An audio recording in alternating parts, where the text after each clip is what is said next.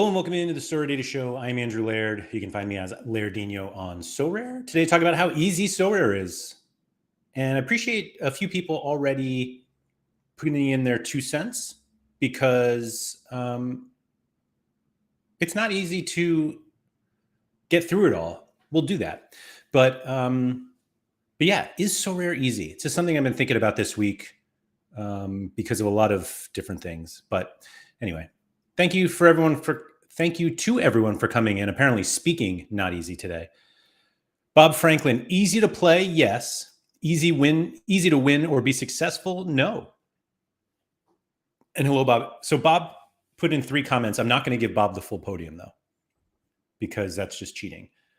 But we got another Bob on the podium. Bob Flynn, what's up? Yes, it is easy, even easier and less challenging since the changes. Then again, I've been playing for over 3 years, so I should be getting better ideally.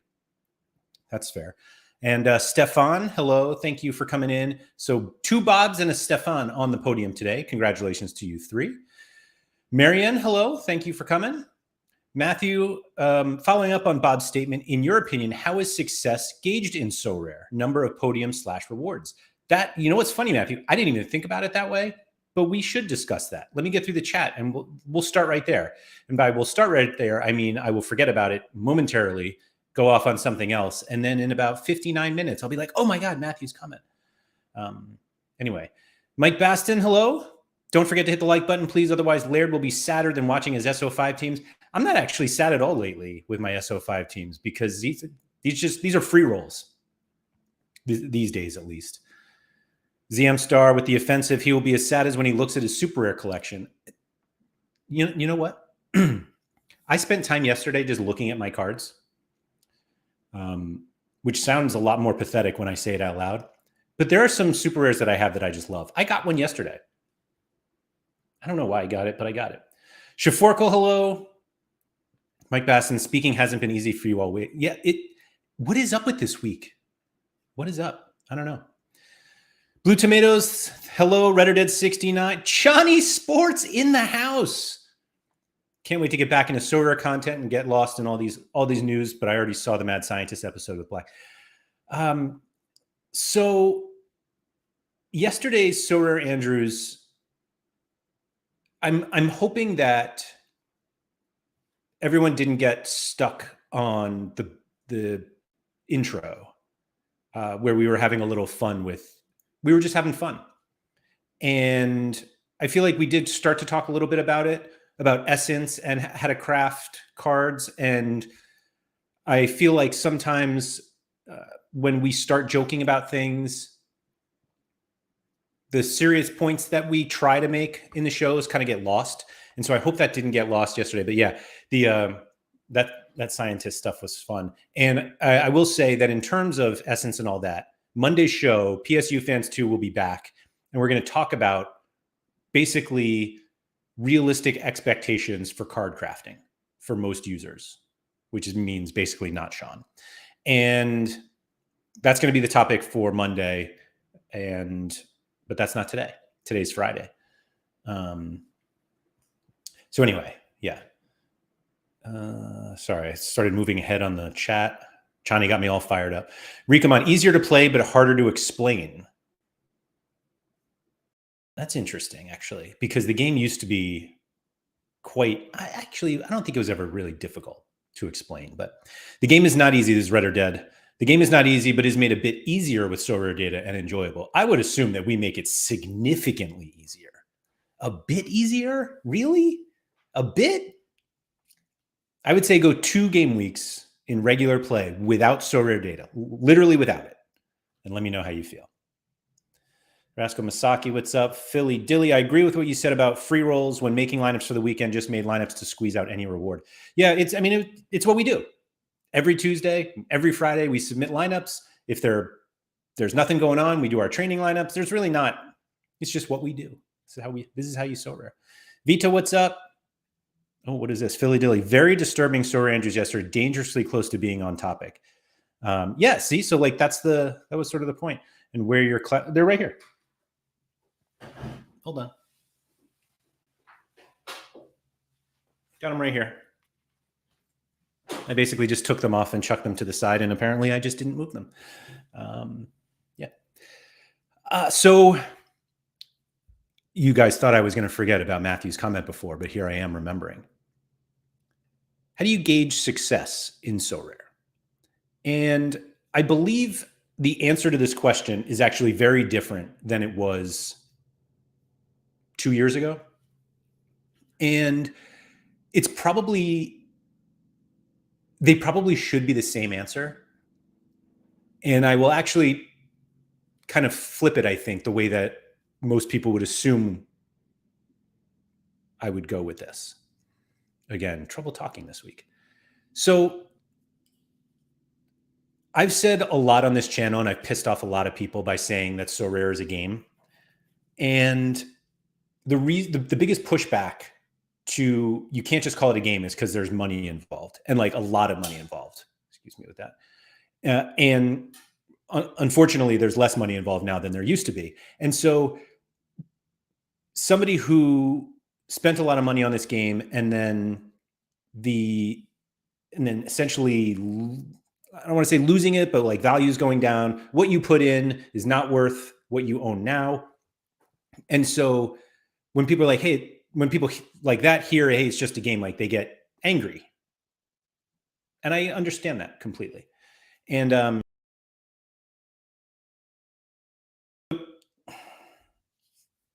the way that I think of Sorare now is nobody is joining the game to get rich.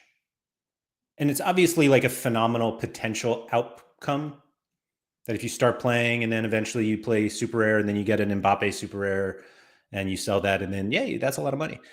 But I think the Sorare as a game is much more of a game now than it's ever been. And a lot of the people who play Sorare now continue to play because they're already here. And I'm not sure how many people would join today had they not joined a while ago, or if they do join today. And I do think the game is better today than it was 3 years ago. But I don't think they would come in at the same levels. And Sean and I, PSU fans too, and I talked about that, I think the last time he was on, with basically like, if we started Sorare today, how would we attack it? And he was very clear. He was like, I would absolutely not buy uniques and super rares. And this is somebody who owns quite a bit of both. Like, if you're unfamiliar with Sean, he has 520 super rares and 93 uniques. And basically said that if he was not involved in Sorare until it was presented to him now and he joined, he would just play rare and limited. And so the difference, I think, in the game now is, yes, you can win more money than you put in this game. Absolutely. And you have to be extremely successful in order to make enough money for you to go buy a new car or something like that. So, and I kind of hinted at this, I think, on Tuesday, maybe with Keith. Yeah, it was with Keith. That basically continuing to play the game without constantly or maybe ever depositing it again is success in this game. And people who have been on the platform for a while, and particularly those who experience the highs of winning tier 2 rares that sold for $300, that's really tough to hear. And I don't have any advice for them of how they should feel about that. Obviously, you feel how you feel. But I think looking at like the number of cards you've won, some people look at that like reward winning lineup percentage that we have on Sorare data, which I think we should just get rid of it. I don't think it provides any value whatsoever, because a lot of people just like throw lineups in and then their percentage goes down. And so I think, and this sounds very, I was going to say dumb, but I don't think it necessarily sounds dumb. But I think the enjoyment you get out of this game is how you measure success. Are you somebody who's really enjoying what you do on Sorare? And the reason why that response kind of gets complicated is because there's so many different ways that you can have success on this platform. And some people may view success as how many competitions you've won, how much, ETH you've won, or if you're a trader, like how much you put in and what your gallery is worth now, or how much you've withdrawn and all that stuff. And I don't think that there's like a singular way to determine if somebody's having fun or not, or if they're successful. Looking at a few people coming into the chat. So Sir Andre, John, and Surface. So Surface I'm going to bring up here because I'm not going to involve other people in this conversation, but there were other people involved in this conversation. But I'll just say Surface and I have talked about this of like, how successful is Pavel Trader? And the amount of completely dead cards in Pavel's gallery is breathtaking. But it seems like because of the trades, and I think a lot of it was the gallery buys he used to do back in the day where people would sell for 60 cents on the dollar. I mean, people still do. And then he could sell for full price. Like, I think he used to be very, very successful, and maybe it's not as much anymore. But is Pavel successful? Like, he doesn't win that many rewards. And so, like, would you consider that a success? And I have no idea if Pavel enjoys it. It seems like he was off doing a bunch of other things lately, so maybe he doesn't enjoy Sorare as much. But like, I'm not somebody, you can't measure that. And so I think ultimately it comes down to that. Now, higher card values make the game more fun for those who have cards. Like, I'm not going to overlook that there was a time where my gallery was, I'm going to pull this up because it's probably hurtful. So at the peak, my gallery apparently was worth almost $125,000. And it's worth way less than that now, as you can imagine. I don't know if I was having more fun back then. Maybe I was, because the number was so big, but it also felt very fake. Everything felt fake then. Like, everything was in ETH and prices just went up. And I didn't put $125,000 into this game, so it was nice that you can think that way. And so, yeah, I don't know how you, like, am I a colossal failure now because my gallery is not worth $125,000 anymore? Maybe. But I feel like I've been successful in the game. I've won a lot of rewards. I've won some competitions. And so, yeah, I don't know what the answer is. But what I do know is playing Sorare can be easy, and it can be time consuming, but I'm not sure it ever actually gets hard. Like, it's not easy to win, and not everybody plays games to win all the time. It's like to win all the time. Like, some people play like DFS, or, if they're doing a few bet, sports bets on the side, and it's like, oh, if you hit that like 1 10-leg parlay and that pays for all your crappy bets, which are probably other parlays, like, hey, that's fun. And are you successful? Grem said, Pranksy just tweeted his year in review. Let's look at that. And he's won just under 80 ETH. Is that a success? I don't know. Who are we to judge whether Pranksy was successful or not? What is Pranksy's Pranksy Twitter? Oh, it's just Pranksy. Duh.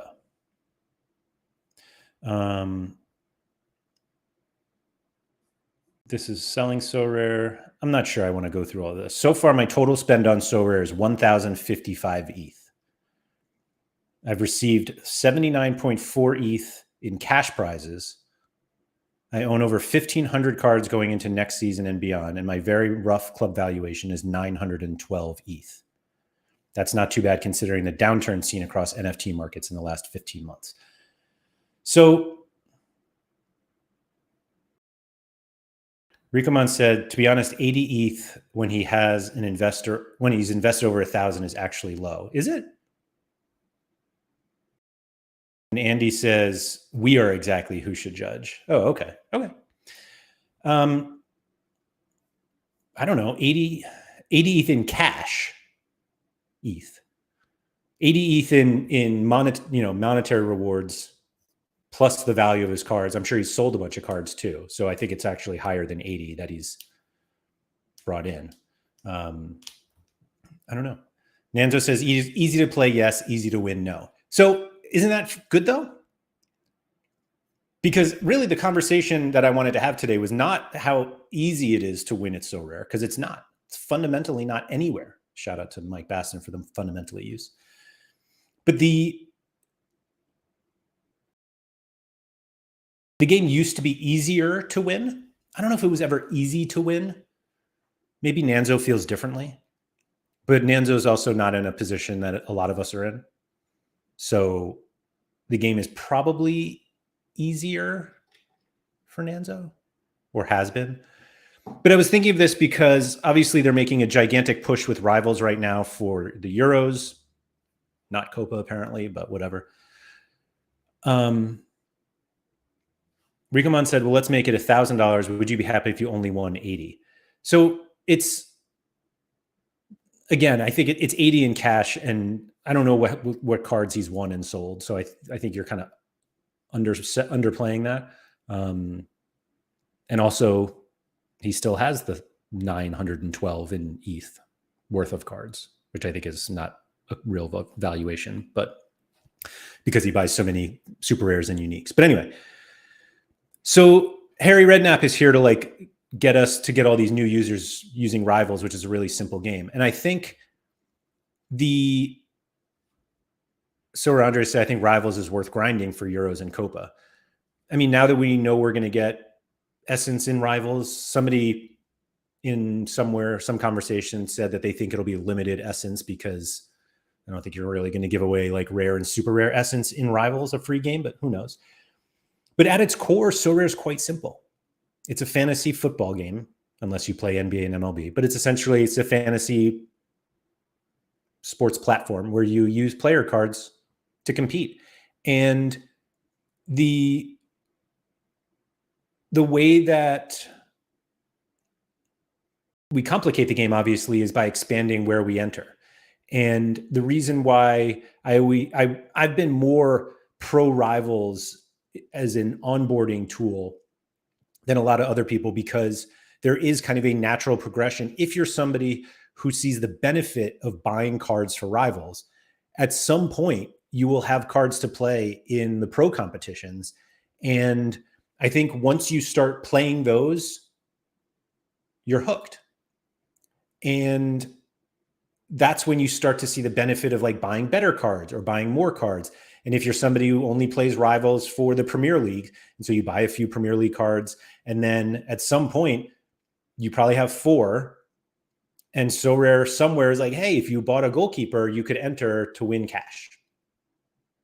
Would you like to do that? And I think there are enough people who are yeah, that sounds cool. And then they go into the pro section of the site and submit their lineup. And if they're lucky enough to have success early, they're oh, maybe I'm really good at this game. I'll buy some more because I can multi-enter, or, oh, there's some La Liga stuff. Let me do that. Or wherever you're from, maybe your local league happens to be on Sorare and you can buy those cards. I think the bridge from the free game of Rivals into Sorare Pro is the best it's ever been. Is it perfect?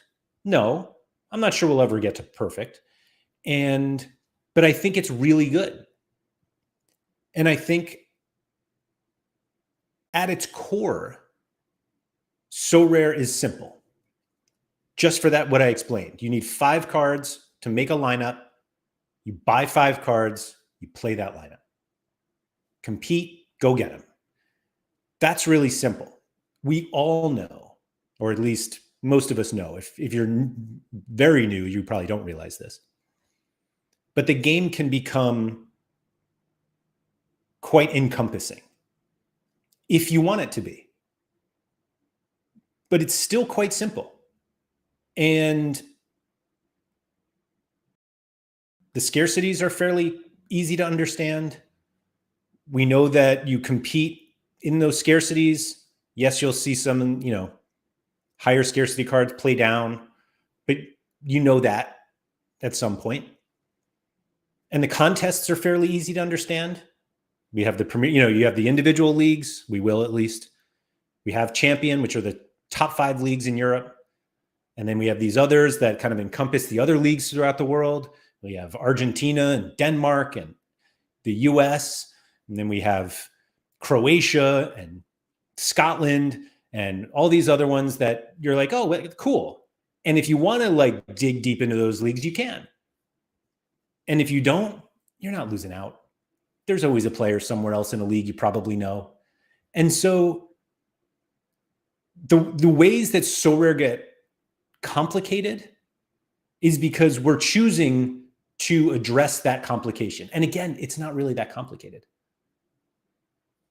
This is a great point, Nanzo. Managing your own emotions is the hardest part of Sorare, which makes it a good game. It's a great line, Nanzo. I'm going to probably use that in the future and pretend I came up with it.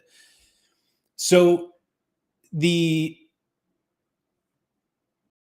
way that I continue to think about Sorare and like what I've been doing lately is very different than what a lot of other people are doing. And part of it is because I just really love a lot of aspects of Sorare and doing things on Sorare that I would have never thought I would do a year ago, 2 years ago, ever. Like it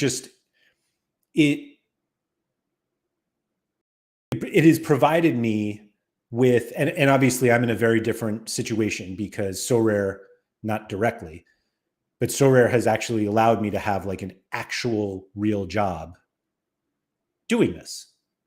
And so I appreciate that I'm in a very different position than a lot of other people. But I think there are a lot of people who have their own actual real jobs and spend most of their day on Sorare data and on Sorare, and probably more than I do. And I don't think that's a bad thing. I think it's great that they've been able to find something that gives them that much enjoyment. And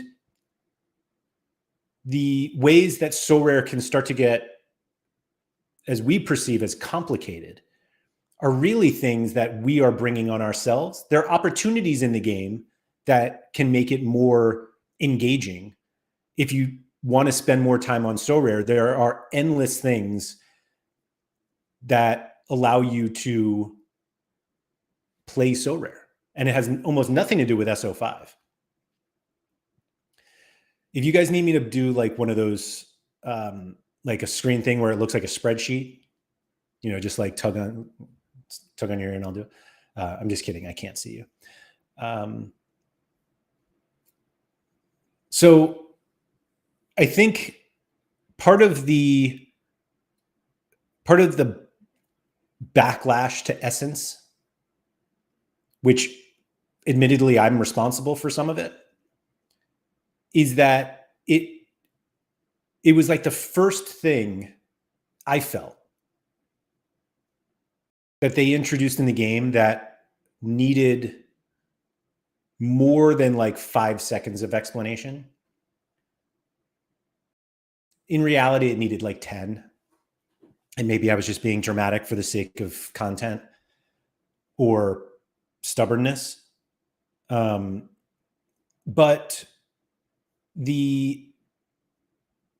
that's what it's like initially got me to be slightly, I don't even want to say slightly. I was like negative on it.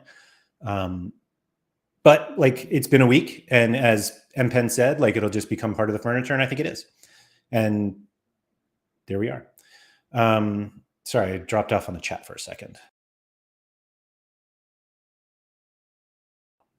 Malky said, I still get the feeling from the community that if you don't play rare or above, you're not serious.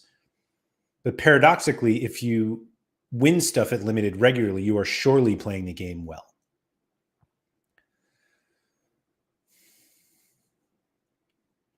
So I think you're right.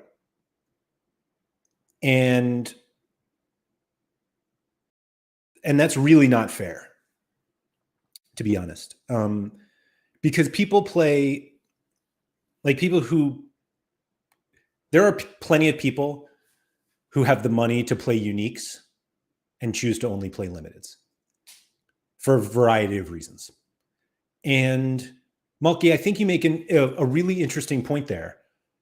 And I don't want to say that people don't think you don't take it, don't take it seriously if you only play limiteds. But I agree, there is something there where people are like, oh, they only play limiteds.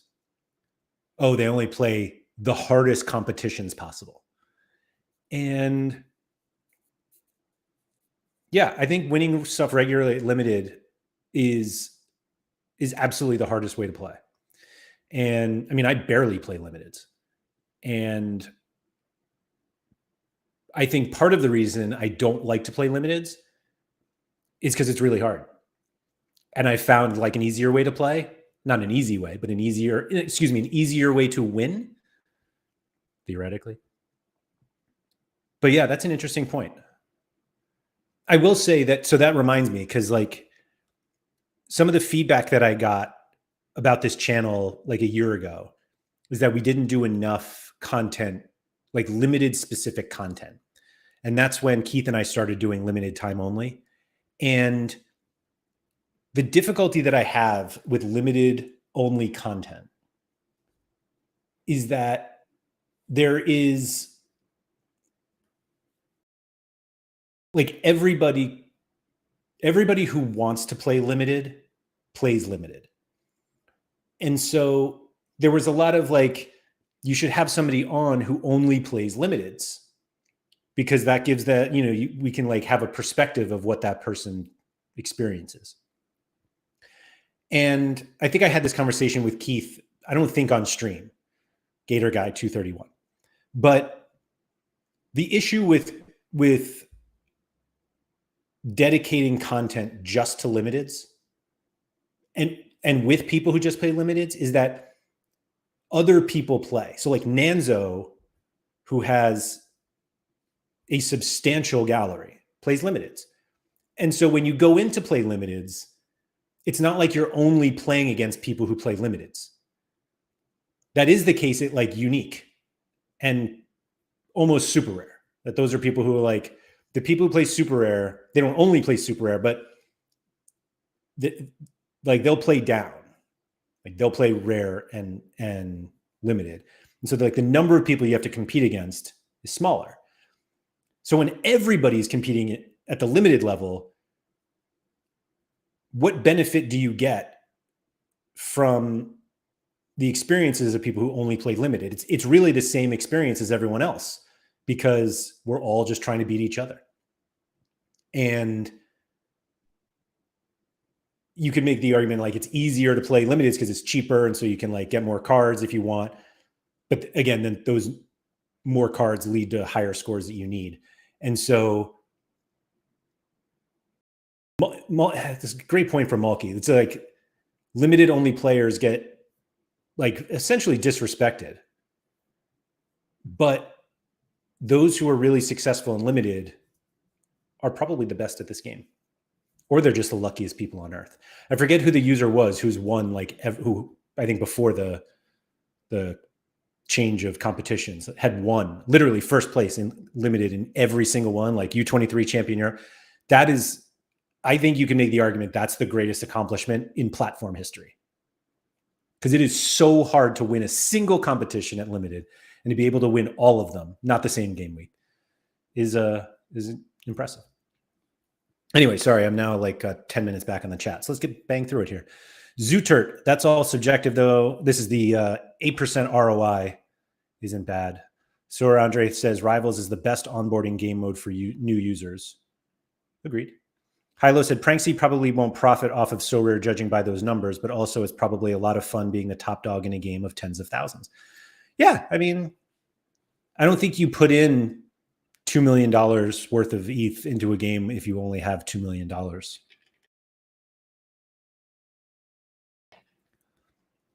Misagi said, games that are easy to pick up but have complexity in terms of strategy, etc., are always fun.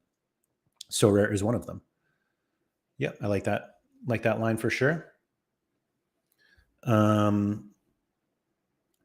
Sorry, Miguel, Sorare is an exercise in letting go, nothing like a DMP to test your mindfulness. Yeah. Sorry, Andre, managing decisions as well, a big role in this. It's also a lesson in discipline over FOMO, says Mike Baston. Is it a lesson or, well, I guess it's a lesson. Somebody's telling us, but not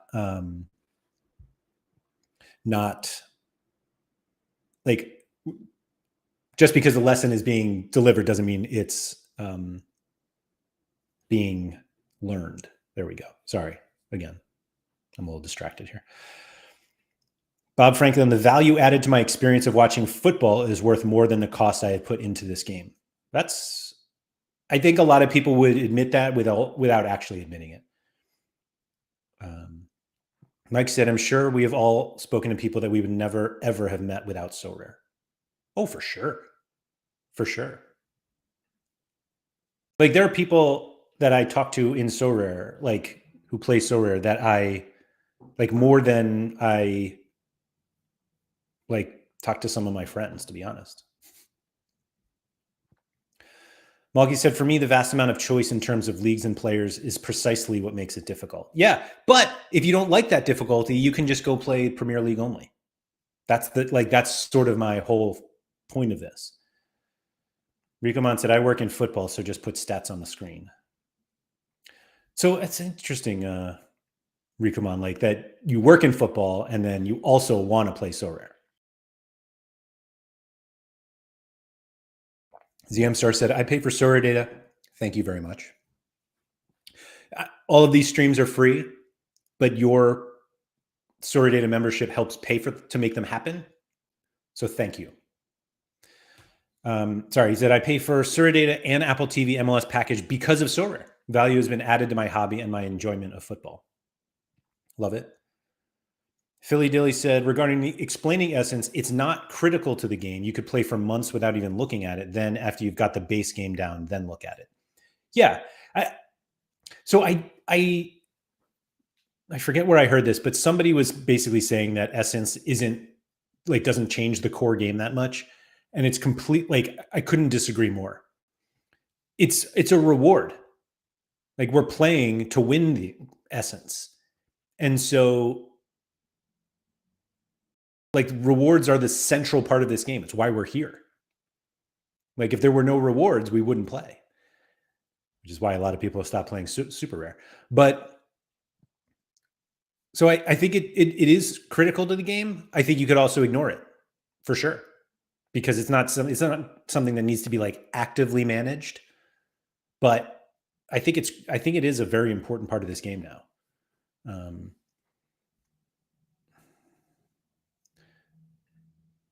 ZM Star said, Essence almost had the potential to bring back Sorare mega PTSD vibes of boots and crap. Yeah, it's not there though. S King Sorare, my very first time live from Cape Town, South Africa. Wow. Thank you. Arthur said, hello, my fellow South African. We are exploding in South Africa, guys. Let's go. Please like and subscribe. Anyway. Almost everybody plays limited, says Sir Andre. I know a lot of people who don't. A lot. That's very dramatic. I know like 4. But yeah. Nanzo said limited is hard because of the volume of users, but easy as there's less skin in the game. So I would expect Nanzo to say something like that, and I would say something like that. But there are plenty of people who the amount of skin in the game at limited is enough for them to get excited when they win. But I think that is how a lot of people look at limited, like those who play more than just limited. That is how they look at it, that there's less skin in the game. And so they don't need to necessarily get super excited about it. ZM Star said, and I apologize, this is like 7 minutes ago and the chat's probably moved on from this, but I'm still on it. The perception of limited is the users are not risking much financially to play the same game as unique and super rare. So some turn their noses up at them, which is absurd. Nailed it. And Hilo said, that's why I prefer limited. Random DNP or major injury doesn't ruin my weekend. Yeah. Vita, who did give up on limited, said, I wonder how many people like me gave up on limited to play only rare plus due to the gameplay change. So Vita, why did you change? Why did you give up? Because of the gameplay changes. Philly Dilly said, limited having the most liquid market makes it more forgiving of mistakes. So yes and no. It's by far the most punishing if you make a mistake, like percentage wise. Like limited prices fall really fast. So Andre, cheaper the cards, cheaper the rewards. Right. Malky said it's not even open disrespect. It's more like people just automatically assume if you're into the game enough to watch Sorare data shows, then you play rare or super rare.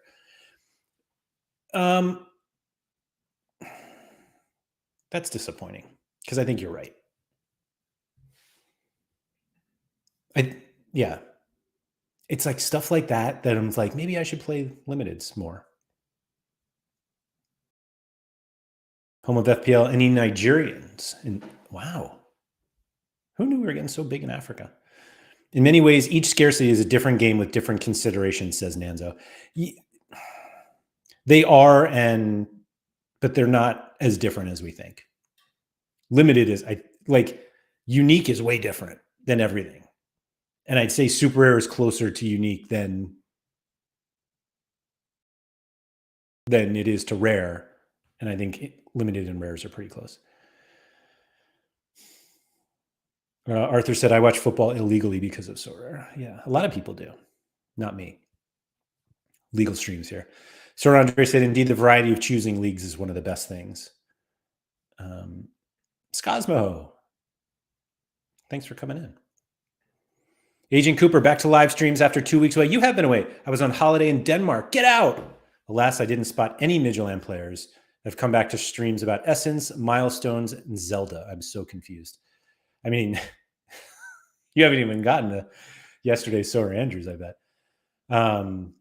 Mike Baston says limited prices fall faster than you guys should just check in the chat for that. The rest of that one.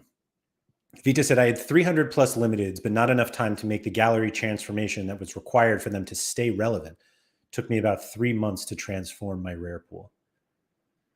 That's fair. Yeah, that's fair. Malky said, Lairdinho, limited, road to glory incoming. Patrick said, little late joining, waves hello to fellow Cape Tonians. Are you kidding me? Another one? Guys, this is... Sorare is a fantasy game that would explode on this side of the world. Well, it seems like we are exploding now. It is wild to think that there are multiple people in South Africa watching this right now. Think of if we're not in South Africa, think of where you are. And you right now, Sorare Andre is here in Eastern Europe watching the same thing as somebody who is in South Africa. Are we coming out of this dip live? This is going to be the story, Scosmo. Remember that time those guys from South Africa came? That's when it started. Let's go. Yeah, see, Sorare Holland's in China, which I knew, but who? If you saw Sorare Holland, you think it's in China? Nigeria. ZM Stars in Florida. I mean, that's fine. You and Gator guy. But anyway, what were we talking about? Sorare, easy. No, it's So the Bob Franklin says he's in Australia. I would have never guessed that, Bob. That's right, Scott. We had the Gary V boom. Now it's time for the Africa boom. I love how everybody is.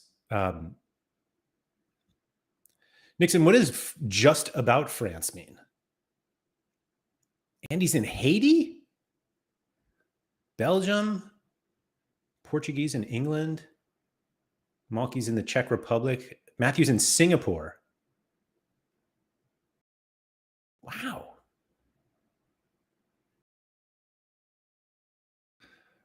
Anyway. And And Blue Tomatoes with the offensive, I hope with South African friends play scarcities above limited in order to get out of the dip. Oh, man. This is great. Nixon said, I'm 5 kilometers from Switzerland, which would mean no Sorare. Oh, okay. I gotcha. Anyway, so I was doing something that I think a lot of people do during international breaks is you start spending money that you really should be saving for something else. And so I've made, and I'm going to talk about me for a little bit here. I tend not to want to do that much. I like telling people what I think, but I don't necessarily want to talk about what I've been doing on Sorare. But I've been adding like to my collections. That's what I've been doing over this break. And I kind of made the decision early. I wasn't going to do anything for Copa and Euros, and I'm going to stick to that. But I've been adding new collections, and I've just been having fun with it. And I sat down and I'm like, yeah, I shouldn't be spending this money. And I wasn't depositing money. It's not money that I can't afford to lose, blah, blah, blah. Not financial advice. But it was one of those things that I was like, Sorare has made me start to think that like building these collections is cool. I'm now up to 70 Midtjylland cards, which is like absurd. But like the process of building collections has been really fun for me. And so that's what I've been doing lately. And it's just one of those things that like building a collection is easy, but it's also not anything having to do with SO5 really. I did say 70. 70. And this is exactly right. As Mike's do as Laird says, not what Laird does. I feel like there should have been an extra word in there. Yeah, here the whole like, yes, 70. And remember how I was like crapping on super rares last week? Yeah, I got one yesterday. But these are all, yeah, different scarcities. That's a complete collection there. Like, what am I doing? Yeah, agreed, Andre. I love them all. And the Ren collection's getting fun. Like, it's just weird things like that I'm like enjoying. They really have nothing to do with this. And meaning nothing to do with like making the game. Like, it's not simple. Mulkey's asking if I was going to play 3 identical lineups. I actually could play 4, not 4 scarcities, but I can do 4 limited because I have a few duplicates.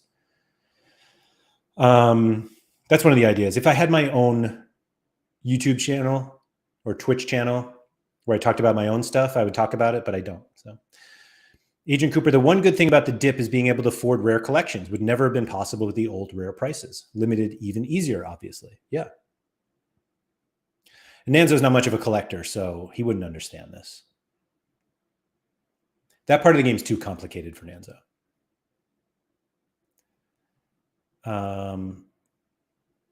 Vita said, while we're on the topic, Sorare is hard on some aspects. When I see average contender goalkeepers at the same price as an average champion big 3 goalkeeper, market is not there yet. There's still time to transform. That's probably like a utility thing, right? Is it like an active contender goalkeeper? Like a current K-League goalkeeper might be more than a champion. Big 3. I assume that's England, Spain, and Germany.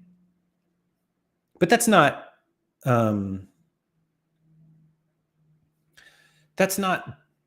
hard, is it? I mean, I was going to call it an inefficient market, but it's really like maybe that is the definition of it. If Peter's still here, he's the economist here. But I don't think it's necessarily inefficiency more than just utility still is the if it's not the first reason to buy a card, it's the second. Vita said, what I mean is that people suck at anticipating market trends. See, that's simple.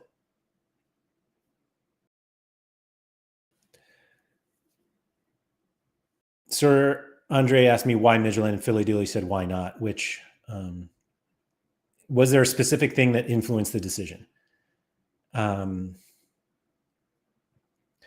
Sorahan said, what will be your next collection now? It seems like you're done with Midtjylland. Well, I have a Ren collection I also do from a few years ago. The Midtjylland collection story is, do I want to tell that story? I mean, what else are we going to do? Why not? So let me see when I got that first one to give you guys some like time context here. So yeah, June. Oh my gosh. Okay. June 15th of last year, I got my first Midtjylland card. And I got it because, oh my God, you said Midtjylland. That's so funny. I've never seen that before. And I just read Midtjylland, but that made my day. I might even change my Sorare name now. Sorare, that's brilliant. Anyway, so the story was last June, my good friend Sam Ty, I think, bought a Jonas Lassel card. Lassel is the goalie for Midtjylland. And I don't know if he made the point or he might have. I'll give Sam credit for this. Or maybe we discussed it. I'll take some credit. But at this time last year, Midtjylland had just finished playing in the relegation phase of the Danish Superliga. So like a lot of other European leagues, like Austria does it like Denmark, I think. Belgium kind of does it. Like there's a league split. So the top half competes for the title and the bottom half competes to not get relegated. And Midtjylland was terrible like last season. And they finished in the bottom half. And so they got to finish their season just beating up on all the bottom dwellers. And so their scores look pretty good. But then I can't remember if they won the cup or because they won the relegation side and then like a playoff. But basically they qualified or they got entered into some Europa qualifiers. I think they were Conference League qualifiers. But I noticed that the league started early also. Like they started in like mid-July. And they had these qualifiers that there was a time from mid-July, so basically a month after I bought, where they played, if I remember the number correctly, they played 13 consecutive game weeks. Like not 13 straight weekends, like 13 consecutive game weeks. And they had some good players. They looked really good because they had just beaten up on all these bottom dwellers. And I knew that that wasn't going to always continue, but I was like, maybe they're good. And so I started buying some cards. And I actually wonder if I bought did I buy the super rare first? No, I didn't. Okay. How did I get this one? So this is how it all started. I had won this Andre Ferreira card and I sent it with $66 to get Lassel. That was the first one I got. And did I get this one before? Same day. I got him in limited also. I traded, these were two terrible buys that I probably bought because of a pick score. And then I bought the super rare the next day from Pat, who was here on the show 2 weeks ago.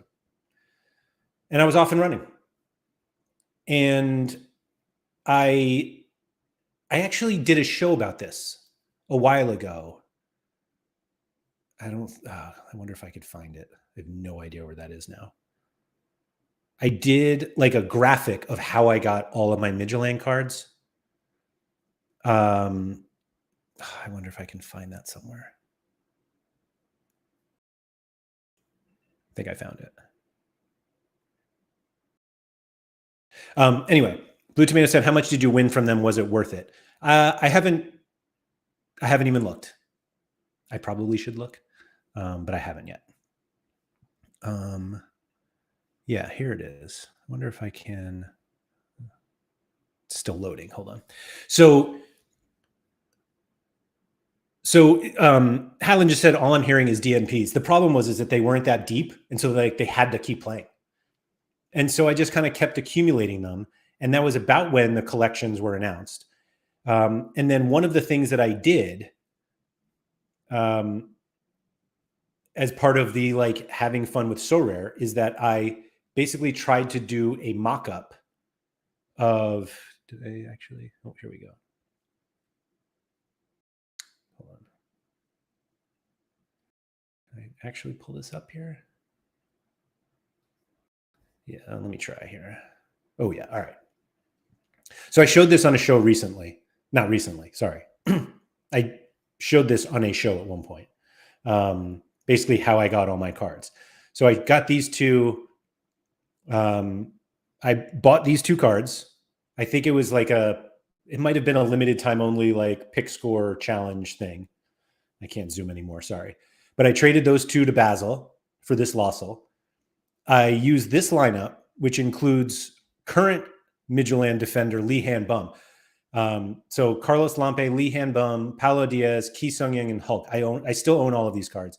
I won this Andre Ferreira, which I then sent with 0.04 for the rare, which I showed you guys before.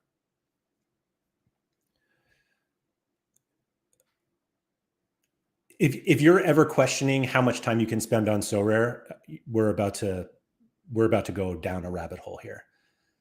And this doesn't even count them all. So anyway, I use this lineup here: Stuver, Veselinovic, Gill, Zelarayan, and Swiderski to win Bill Tuoloma, who I sent along with, sorry for the lack of zooming here. This is crazy. This is how far you can. So if anyone, Nanzo, I guess Sorare is as hard as you can want to make it. This is why Sorare accounting gets really, really, really hard. Okay. So I spent 0.11 ETH on a Pablo Cisniega rare card once, apparently, and 0.049 for a Kim Jong-un limited card. I then traded those cards to Pavel for a Michael Dooland rare and two Via Klaus Karavayev. I don't even know how to Via Karavayev. I then also, this is guys, this is so stupid. Hold on, sorry. I don't even know how I'm going to effectively do this, but basically, so I also, again, so speaking of Kim Jong, or what was his name? Kim Jong-un. Yeah. So I bought a Kim Jong-un once rare for 0.25. I traded it for Hans Van Aken rare original season, which I then used in these lineups. As you can see, there's some Muslera. I have most of these cards still.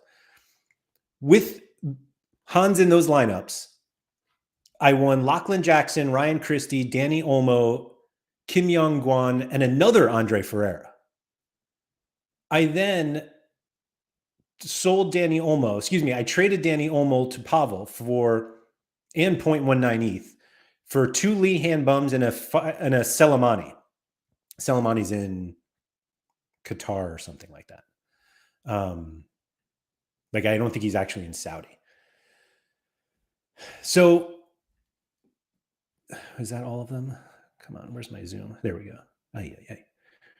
So then this Lachlan Jackson card that I won, I also used in some sort of rare pro lineup that won me Jamiro Montero and another separate one that looks like Cap 220 to win Danny Ings. So I sent this reward to Aloma, one of the Karavayev cards I traded for, excuse me, the Lachlan Jackson, Ryan Christie, and Danny Ings for two center backs. These were the two starting center backs at the time, Juninho and Stefan Gartman. Fun fact, neither of them are the center backs now, and Gartman plays in Scotland, or he did. But then I also used some of these rewards to trade for 10 cards in the collection. These 10 right here. All of those to Pavel. Pavel basically made my collection. I then used this lineup here. This was a U23 lineup back when Fabian De Kaiser was something. Gabriel, Ryotaro Araki, who is in Tokyo now, Szymanski and Carlson for a Lorenz Assignon, which is a killer because I later started a Ren collection and could have used that card. But I also won a Wakizaka from this All-Star or Rare Pro lineup. So I sent those and a Kevin McAllister card, which I bought. And I got a Gustav Isaacson jersey mint from Sir Hiss. Now, this is back when Isaacson was, I think it was known that he was leaving. He went to Lazio. But it was a jersey mint, and I got it for like regular price. I don't have that card anymore. And then I also won a Kai Koizumi from this Champion Asia Rare Pro lineup that has Lee Hanbum in it. And I traded that straight up for a Paulinho Rare. I then bought these other ones. Oh, wait, did I trade? Oh, yeah. I won these two cards. This was Cap 220 and this was Cap 240. And somebody proposed this trade to me, actually. They offered to send me Paulinho for these two cards. And I was like, hell yeah, let's do it. And then I traded Noah Ohio, who I won, for a Christopher Olsen.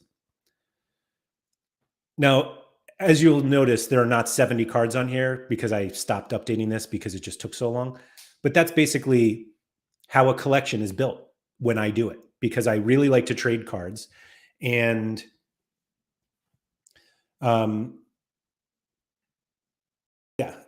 Agent Cooper said, I can't believe Mikhail Doolin still gets airtime on these streams. Next year he'll be back. Mulkey said, think Gartman will be back. I don't think I disagree.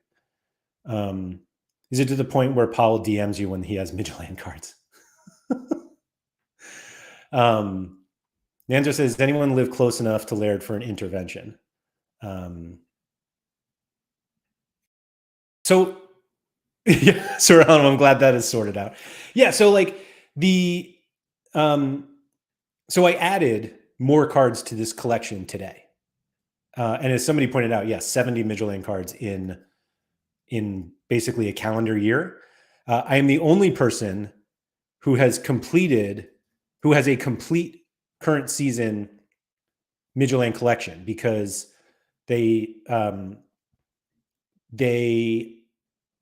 only issued one card of one of the guys who then went on loan. But yeah, I'm the only one with this Midland collection. And this is the 2023-24 limited, because this guy, where is he? August Prisky? I don't even know how you even say his name. Where is this guy? Here he is. He only has one card on the whole platform, and that's it. And I agree, Mike. It's absolutely absurd that I'm not the number one.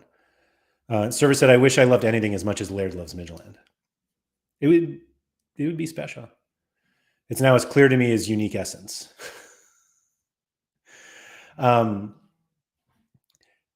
But this is the way that I enjoy Sorare.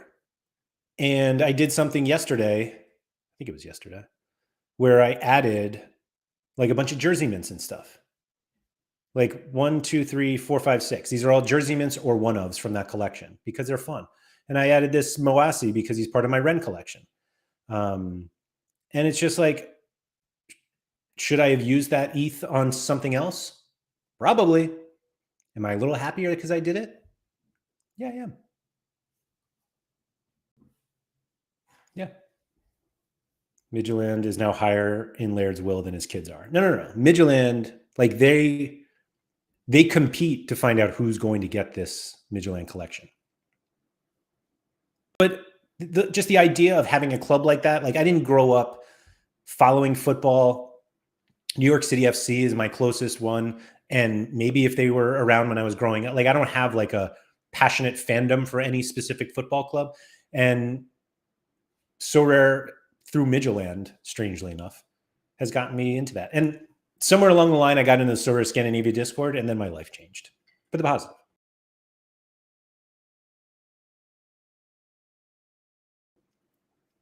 That font for the position is something. Yeah. Remember when they came out with that, and we were all like, don't do that. Sorry, I'm out of rare essence.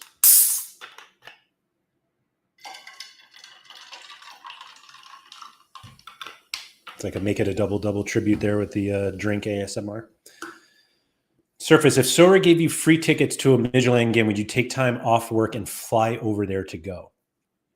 I think there's a chance I could even call that work. I would love to go to a game, but frankly, I would love to go to Denmark. Like, it looks gorgeous, and the problem is like it feels like the best time to go is the summer when they're not playing. But maybe one of those early season, late July.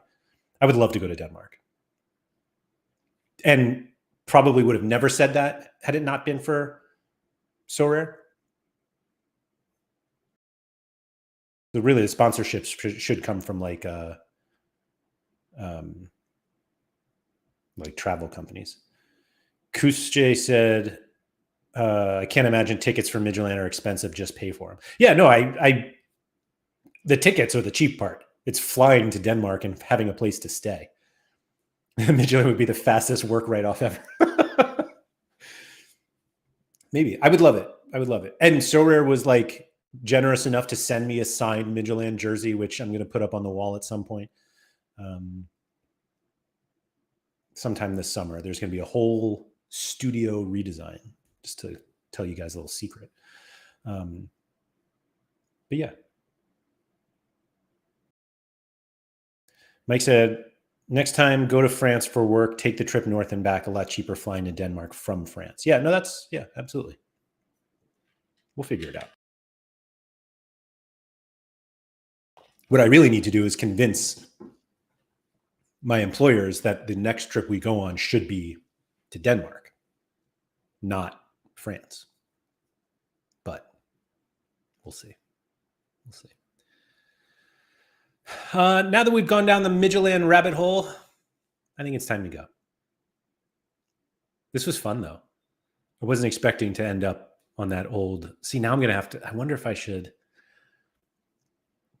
So part of me doesn't want to see if it's paid off because surely it hasn't. The Ren one, I don't think will ever pay for itself. I'll show you guys that one quickly. I'm like so close to 5%. This collection started because I've always been a huge Benjamin Boragoat, as I like to call him, fan, and his jersey mint was on the market once back when I played.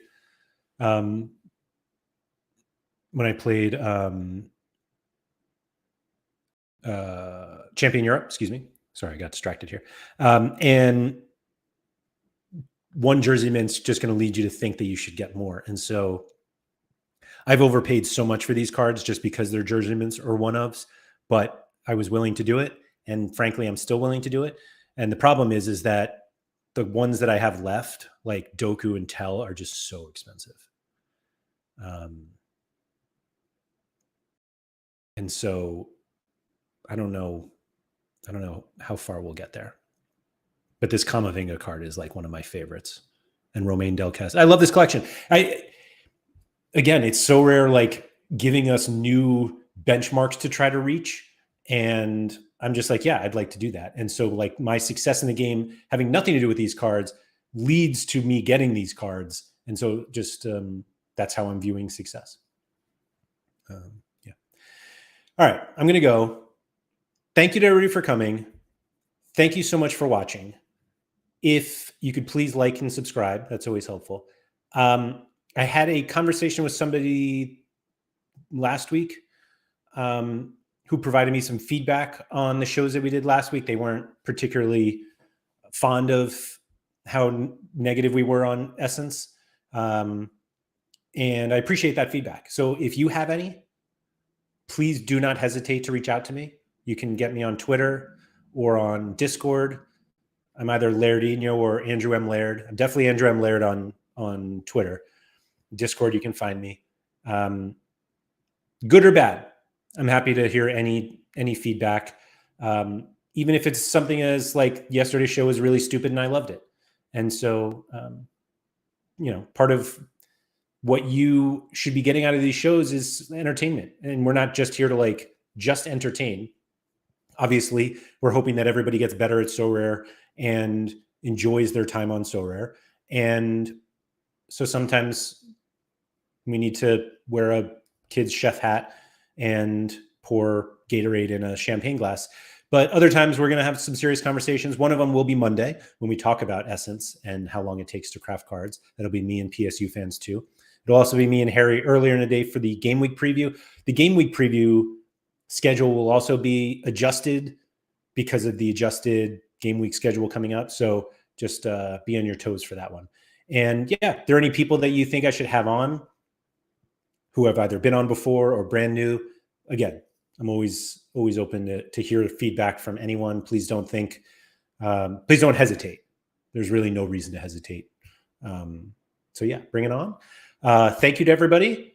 Good luck with all your lineups this weekend. I'm treating it as a free roll, and I think most people should, to be honest, because who knows what's going to happen in these friendlies. And then next week, we'll have the Euros, the actual Euros. So go enjoy your weekend, and I'll see you on Monday.